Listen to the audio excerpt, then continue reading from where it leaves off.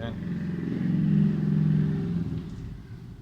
So, good morning mga sir. Ngayon tuturo ko sa inyo paano magkabit ng mesh sa screen. Eto, may nagawa na tayong screen. Kahoy lang siya. Dalawa.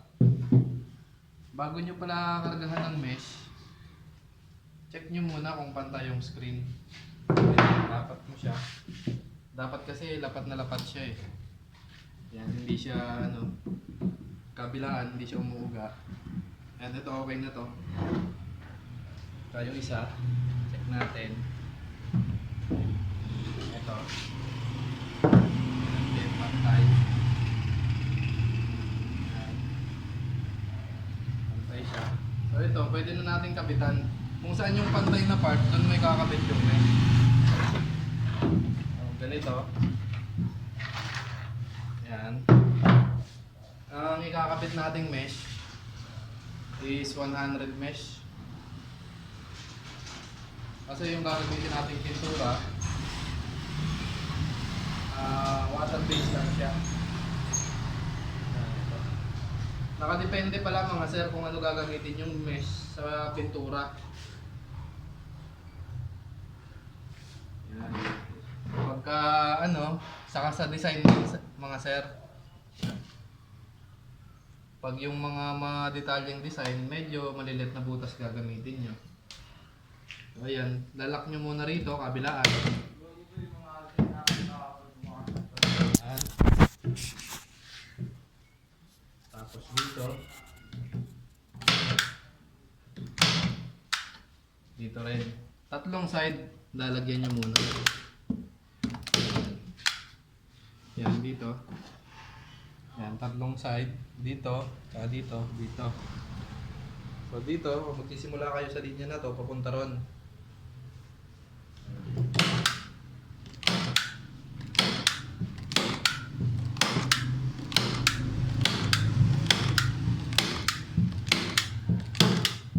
Yan lang siya.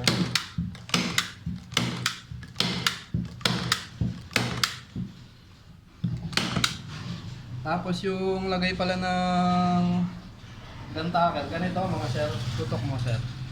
Ayan, ganyan. Alternate siya. Kabilaan.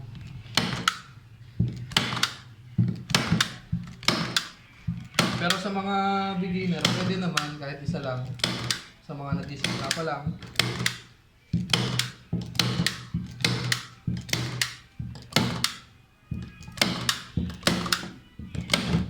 Tapos pag okay na to, yung mga nakalitaw na stapler, pupukpukin nyo lang para hindi masugat yung mesh.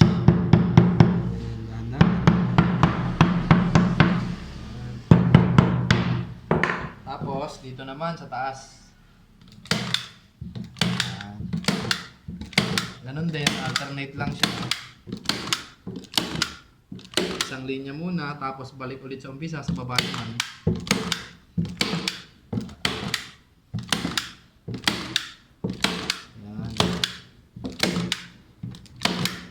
Yan, okay na yung kabilaan. Hihilain na natin yung mesh. Dito muna sa malapad na part. Yan, ganyan. Ito, lalagyan natin ng kahoy para hindi siya aangat pag hinila natin. Kaya lang, kukuha lang tayo ng pangdagan.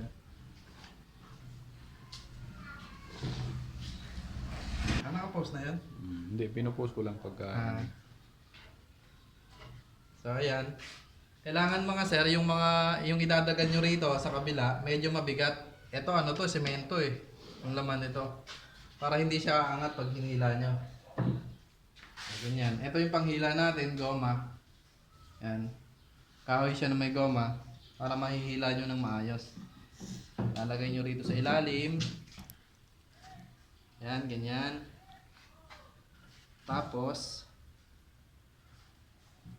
sakto nyo lang yung lapad, yung haba, tapos tsaka nyo hilain yan, ganyan. Meron din palang nabibiling panghila nito mga sir, kaya lang yung ganun ko nasira eh. So gumawa na lang ako improvise, pwede naman to. Yan. Tapos Lalagyan nyo ulit dito, ganun lang din. Linya-linya lang. Hanggang dun lang sa nahila nyo. Yan. Dito ulit. Yan, ganyan. Yan. Yan. Pupukpukin nyo lang yung mga nakalitaw na stapler. Tapos dito ulit. Yan.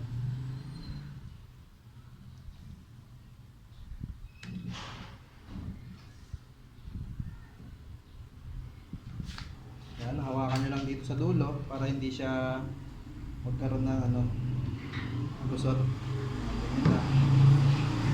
Tapos, ganyan ulit. Stapler nyo lang.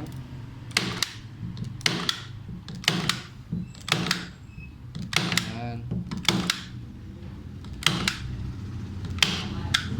Wala na pa. Lalagyan natin.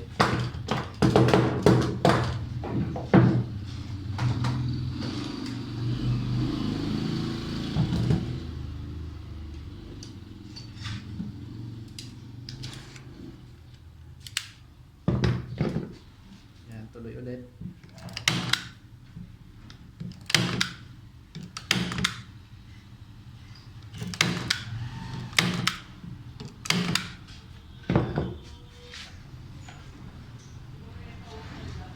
Tapos, adjust ulit. Dito naman, sa pinakadulo.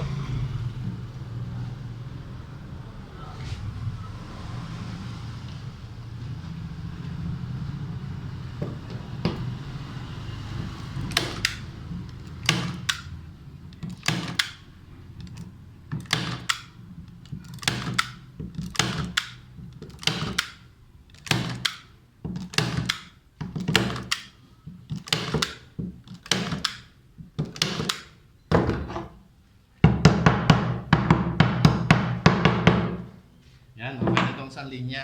Ngayon, dito na tayo. Sa pinakadulo.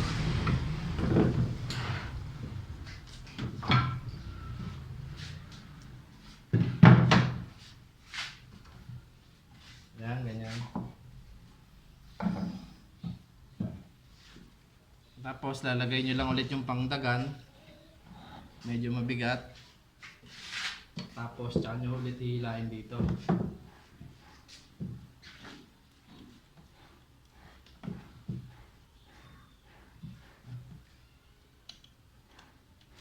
Yan. Check nyo kung mahigpit na siya o pag kulang pa, pwede nyo ilain pa ng gusto yan.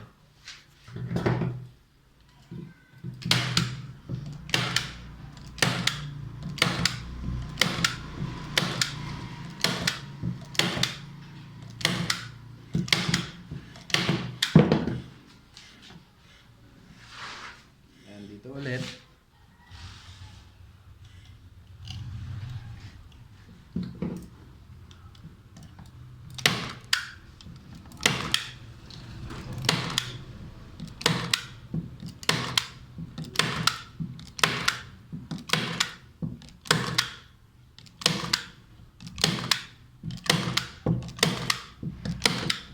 Yun, okay na. Okay na siya.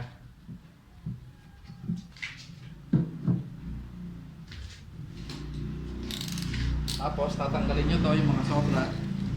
Pwede rin gunting or cutter. Yan.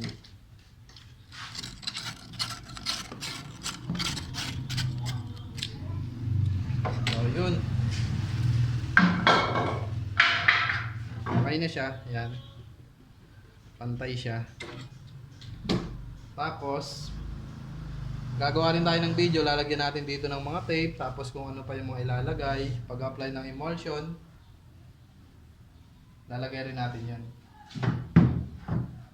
Ayan, pantay siya. So, yun lang mga guys. Pa-share na lang po, pa-like.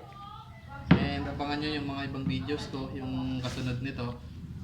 Sa pag-a-apply ng emulsion and pag-contact ng screen. So, yun lang. Salamat. God bless.